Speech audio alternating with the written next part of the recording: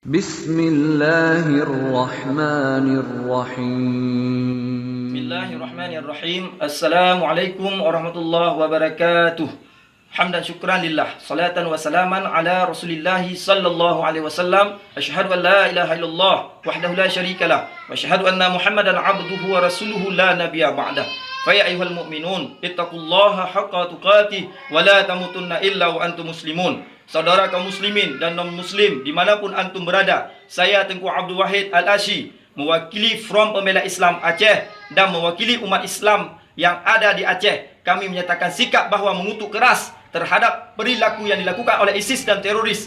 Itu adalah rakitan daripada negara Amerika Serikat dengan pernyataan Menteri Amerika Serikat bahawa itulah rakitan mereka untuk menghancurkan Islam dari dalam. Maka pekerjaan untuk pemboman gereja-gereja, Makobrimob dan Mapolres di Surabaya itu adalah pekerjaan terkutuk dan kami mengharapkan kepada kepolisian tuntut selesaikan dengan tuntas perkara terorisme yang ada di Indonesia dan dimanapun yang berada, karena sikap tersebut sangat melawan dengan agama dan dengan negara kesatuan Republik Indonesia.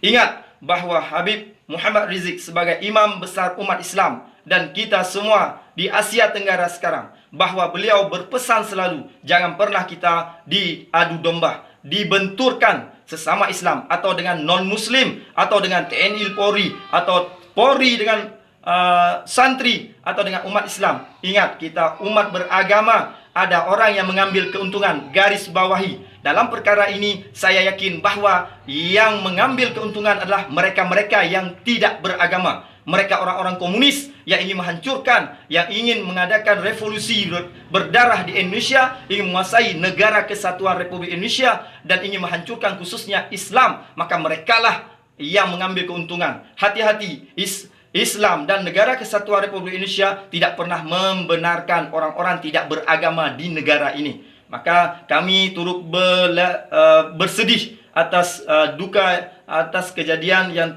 menimpa saudara kami yang non-Muslim. Kepada antum sekalian, wahai saudara-saudari kami yang non-Muslim, ingat bahawa kita tetap bersaudara, tetap menegakkan keadilan untuk mewujudkan negara kesatuan Republik Indonesia yang beradil dan beradab.